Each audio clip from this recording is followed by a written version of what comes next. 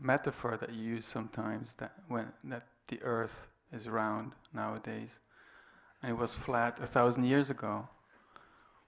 So, using your little film with all the individuals focusing in a different way, could we say that 1,000 years ago there was a different kind of focusing, a different kind of pattern that they would have and that they shared? The Earth was flat at the time. The question behind it is, are we creating this reality? Are we? You see, 2,000 years ago, presumably, people perceived the world in the same way that we perceive it now. As far as we know, 2,000 years is a very short amount of time. So their perceptions were the same, but their interpretation of their perceptions was different. They interpreted their perception as the flat Earth. So the idea of a flat Earth was an interpretation of a perception. And then that, at a certain stage, that interpretation, that model, no longer worked because their knowledge expanded. So the model, the prevailing paradigm, could no longer accommodate their expanding knowledge.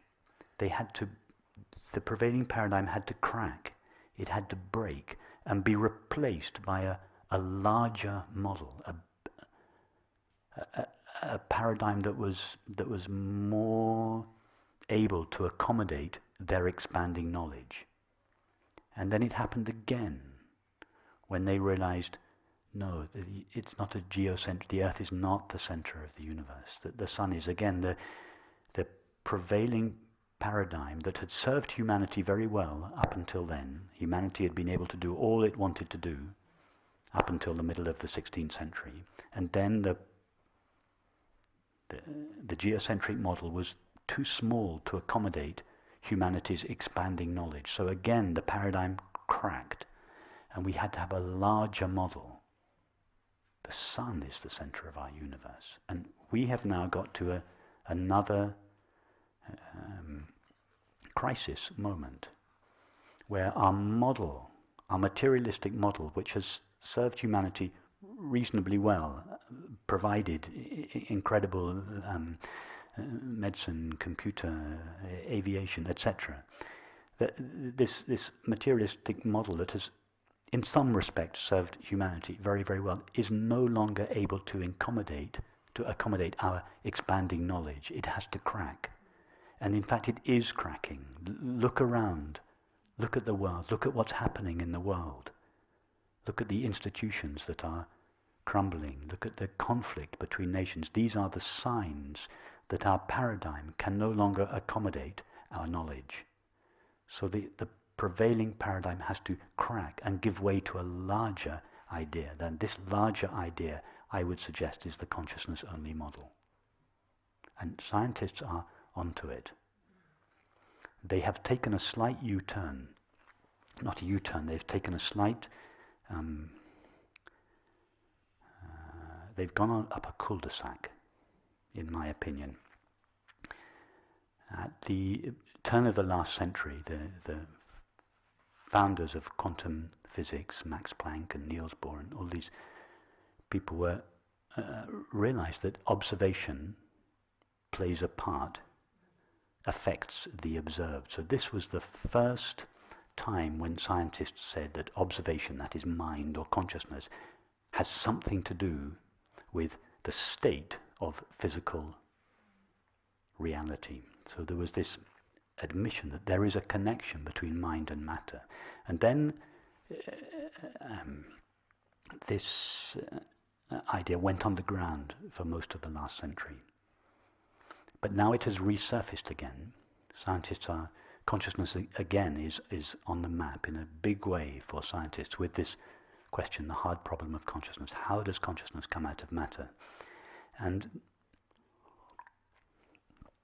the way they think, most scientists, that are interested in consciousness, the way they think at the moment, the way they reason is this. They notice that we are conscious. We experience. We perceive the world. So humans are obviously conscious. We notice also that when we tread on our cat's paw, it screeches. So presumably the cat feels experience. Therefore the cat must be conscious.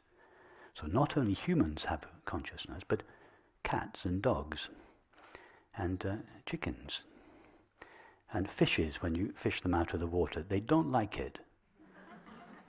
When you see them, flapping on the decks when they're being taken out of their nets, they definitely don't like it. So they must be feeling something. So we keep going down, and the question that scientists ask is, where do we draw the line? Where can we say that all creatures on this side of the line are conscious, but creatures on the other side of the line aren't? In other words, when does matter become conscious? And the line is moving. Can we say that amoebas, for instance, they move towards certain environments and away from other kinds of environments? So there must be a modicum of consciousness in an amoeba.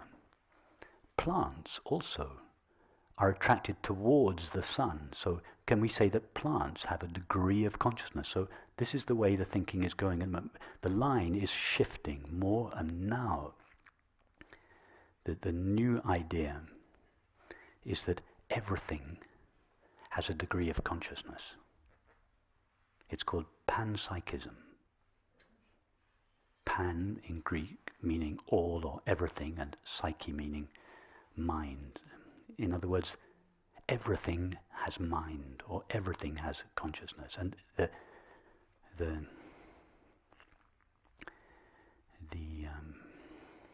conclusion of this way of thinking is that the universe is conscious. And this is considered to be equivalent to the non-dual understanding. Consciousness pervades everything, but it is not. It is a misunderstanding. It is panpsychism. It's a form of materialism, because the mistake is right at the very beginning. The mistake is, I, the body, am conscious.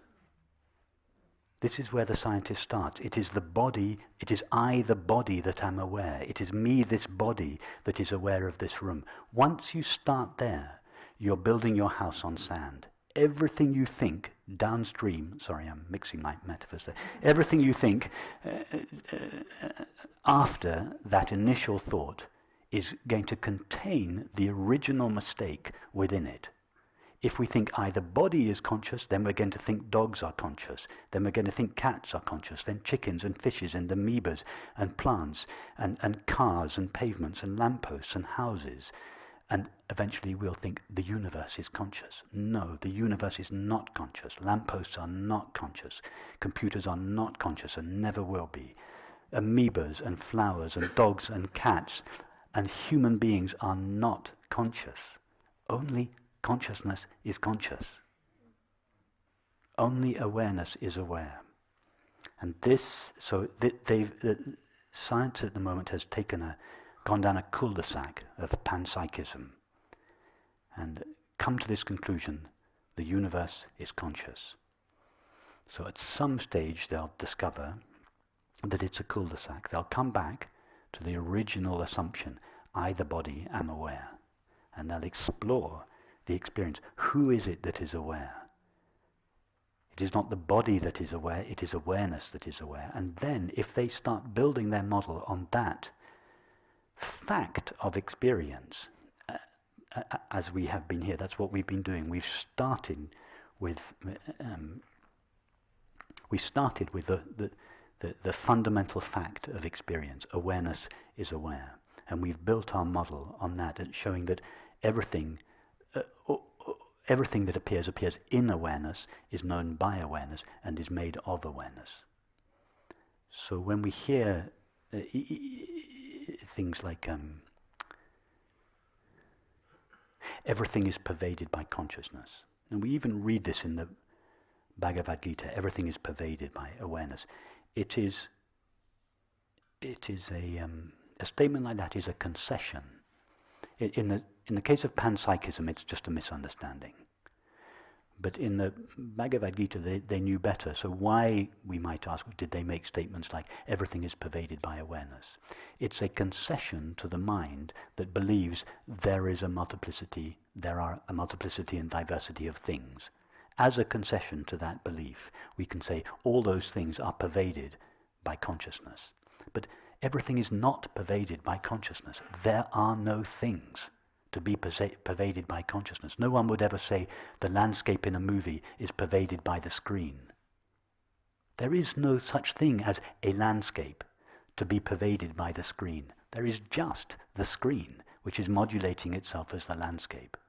So the universe is not conscious, and it is not pervaded by consciousness. There is just consciousness, which appears to itself as the universe.